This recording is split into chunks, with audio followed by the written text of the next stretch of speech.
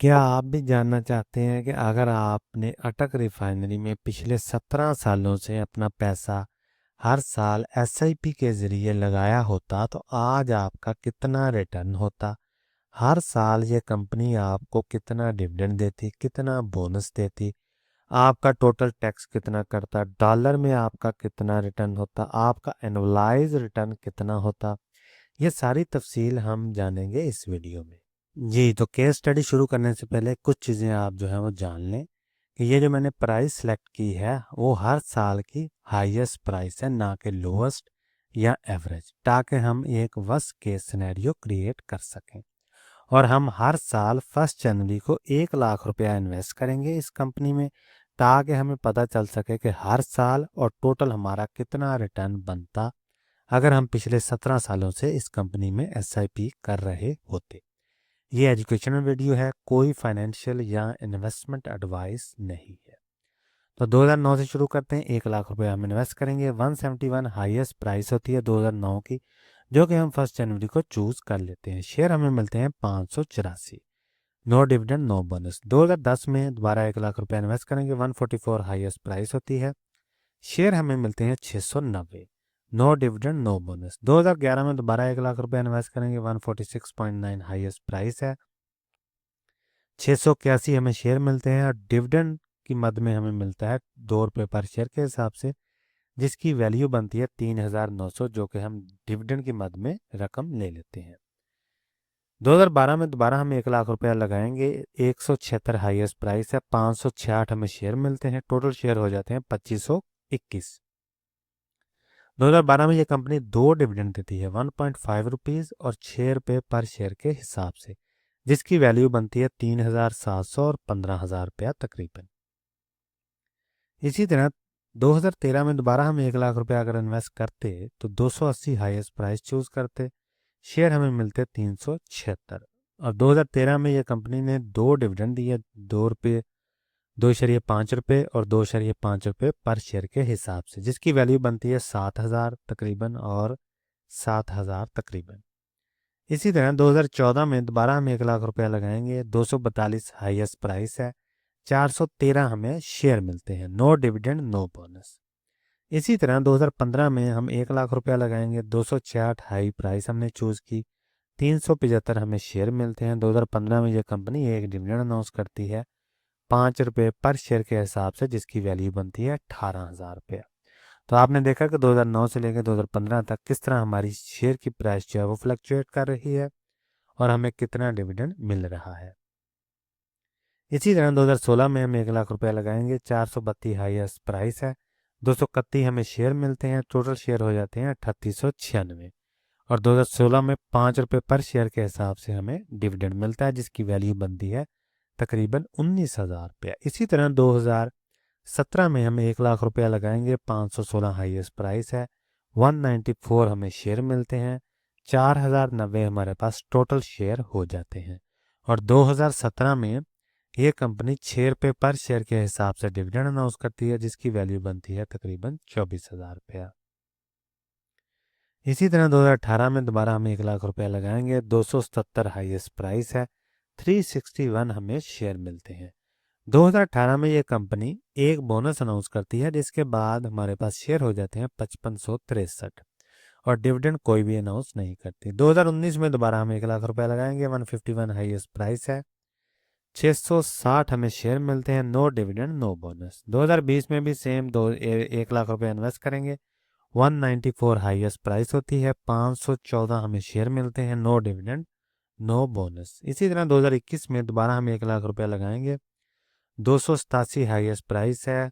348 हमें शेयर मिलते हैं। No dividend no bonus. 2022 में दोबारा 1 लाख रुपया लगाएंगे।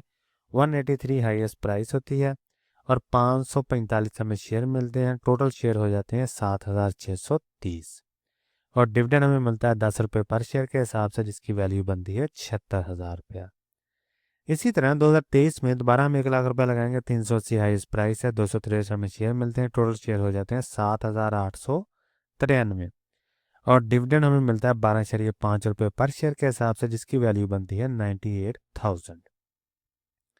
सिमिलरली 2024 में हम 1 लाख रुपए लगाएंगे, 775 हाईएस्ट प्राइस है, 129 हमें शेयर मिलते हैं, टोटल शेयर हो जाते हैं 8022, और 2024 में ₹2.5 और ₹12.5 पर शेयर के हिसाब से हमें 2 डिविडेंड मिलते हैं, जिसकी वैल्यू बनती है 20,000 और तकरीबन 1 लाख रुपए, जो कि हम डिविडेंड की मद में बैंक अकाउंट में रिसीव कर लेते हैं। इसी तरह 2025 में दोबारा 1 लाख रुपया हम इन्वेस्ट करेंगे, 749 हाईएस्ट प्राइस होती है, और 8,156 हमारे पास टोटल जो है वो शेयर हो जाते हैं, और डिविडेंड के मद में हमें रकम मिलती है ₹5 पर शेयर के हिसाब से, और फिर ₹5 पर शेयर के हिसाब से, जिसकी वैल्यू बनती है तकरीबन 40,000 रुपया और 40,000 रुपया।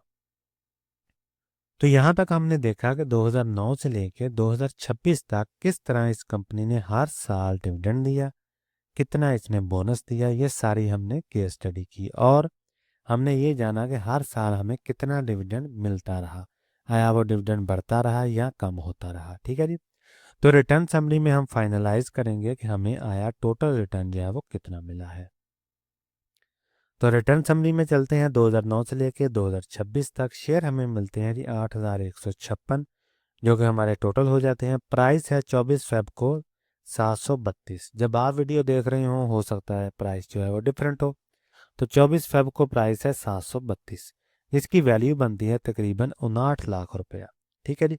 कॉस्ट हमारी कितनी आई है? 17 लाख की, क्योंकि हमने हर साल 1 लाख रुपए की SIP की है और 17 साल हमने SIP की है, तो इस तरह हमारी जो कॉस्ट है वो तकरीबन 17 लाख की आई है। अनरियलाइज प्रॉफिट, आज के दिन अगर हम इस शेयर को सेल कर देते हैं तो हमारे पास जो प्रॉफिट आएगा वो तकरीबन 42,70,000 का आएगा, जो कि बनता है 251%।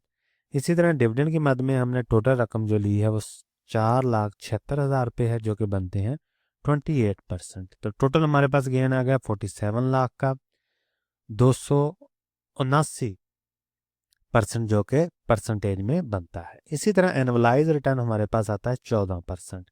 ये अहम चीज़ है। एनुअलाइज रिटर्न इसी की बेसिस पे आप सेम सेक्टर में दूसरे शेयर के साथ, दूसरे सेक्टर में दूसरे शेयर के साथ, या दूसरी एसेट क्लास के साथ भी इस शेयर को कंपेयर कर सकते हैं हिस्ट्री की बेसिस पे। तो यहाँ तक तो बात होगी हमारी बगैर टैक्स के। अभी हम बात करेंगे टैक्स की। तो डिविडेंड की मद में हमने टोटल रकम ली है 4,76,000, तो इस पे हमने तकरीबन 15% टैक्स देना है। ये टैक्स वेरी भी कर सकता है, मैंने एज्यूम किया हुआ है, क्योंकि हर साल FBR की पॉलिसी के मुताबिक जो भी टैक्स होगा वो हमें पे करना पड़ेगा। तो आफ्टर टैक्स हमारे पास अमाउंट बचती है तकरीबन 4 लाख की। तो गेन हुआ हमें, अगर हम इसको सेल करते हैं तो तकरीबन 42,70,000 का, जिस पे हमने टैक्स देना है, जो कि टैक्स बनता है इतना 6,40,000 रुपया, और आफ्टर टैक्स हमारे पास अमाउंट हो जाती है तकरीबन 36 लाख रुपया। तो कैपिटल गेन भी लॉन्ग टर्म में हो सकता है, ज़ीरो हो जाए, डिपेंड करता है कि आपने शेयर को परचेज किस साल किया है और उस साल FBR की क्या पॉलिसी थी टैक्स की। तो टोटल हमारे पास आ गया जी 47 लाख, टैक्स हमने दिया 7 लाख, और आफ्टर टैक्स हमारे पास अमाउंट आ गई तकरीबन 40 लाख। यहाँ मैंने CDC की फ़ीस, NCCPL की फ़ीस और ब्रोकर का कमीशन ऐड नहीं किया। यहाँ और भी कोई टैक्स हो तो वो ऐड नहीं किया, वो भी थोड़ी बहुत रकम बनती है। यहाँ आप कह सकते हैं कि आप इसको कैपिटल गेन टैक्स में एडजस्ट कर सकते हैं। आगे हम बात करेंगे डॉलर में रिटर्न की। तो हमारी टोटल कॉस्ट जो PKR में आई है वो आई है 17 लाख की। डॉलर में हमारी कॉस्ट आई है 13,175। ये हमने कैसे कैलकुलेट की है? हमने हर साल 1 लाख इन्वेस्ट किया, लिहाजा हर साल की जो भी डॉलर की प्राइस थी उसको हमने लिख लिया, और जितने डॉलर बनते थे वो हमने लिख लिए और इन सबको जमा कर लिया। तो टोटल हमारे पास आ गई जी $13,175 की कॉस्ट। तो डॉलर में टोटल रिटर्न आज के दिन कितना आया? तकरीबन $17,075 का रिटर्न आया, जो कि बनता है 47,46,000 रुपया रुपीज़ टर्म में, जिसको हमने कन्वर्ट कर लिया है डॉलर में। प्रॉफिट एंड लॉस 130% आया। अच्छा जी, आगे हम बात करेंगे इन्फ्लेशन की। इन्फ्लेशन को मैंने एडजस्ट नहीं किया, क्योंकि हम हिस्ट्री की प्राइस की बात कर रहे हैं। अगर हम बात करते फ्यूचर की प्राइस की तो हम ज़रूर इन्फ्लेशन को एडजस्ट करते, और जिसकी मदद से हमें ये पता चलता कि फ्यूचर में जो परचेजिंग पावर है वो हमारी कितनी है आज के हिसाब से। तो यहाँ तक हमने देखा कि 2009 से लेकर 2026 तक किस तरह इस कंपनी ने हमें टोटल डिविडेंड दिया, टोटल हमारा कैपिटल गेन हुआ, टोटल गेन कितना हुआ, एनुअलाइज रिटर्न कितना हुआ, टैक्स कितना पे किया, डॉलर में हमारा कितना रिटर्न बना, और आफ्टर टैक्स हमारे पास कितनी अमाउंट बनती है। ये तो थी केस स्टडी जब हम प्राइस को हाईएस्ट सेलेक्ट करते हैं।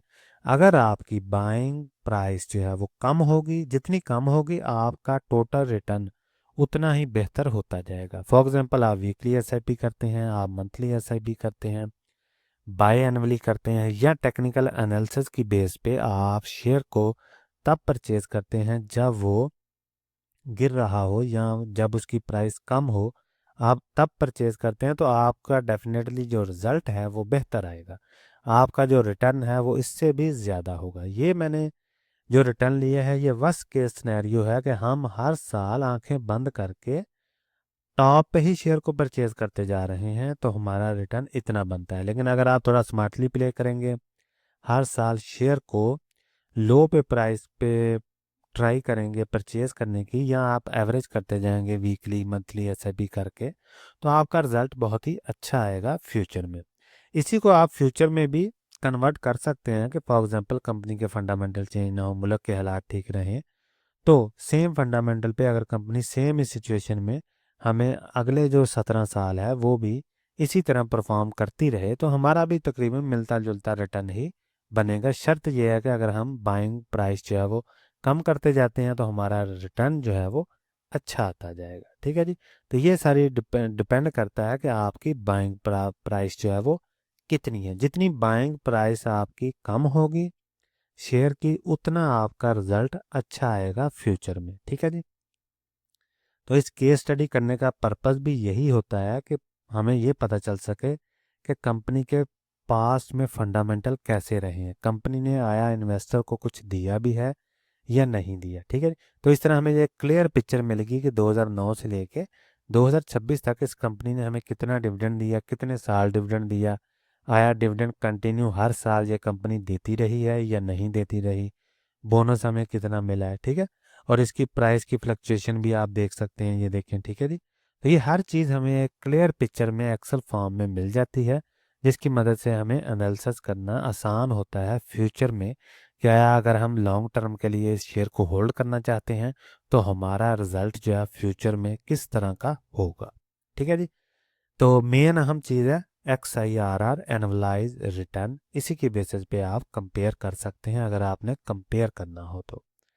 कोई भी सवाल हो कमेंट सेक्शन में ज़रूर पूछें। मिलते हैं अगली वीडियो में, तब तक के लिए अल्लाह हाफिज़।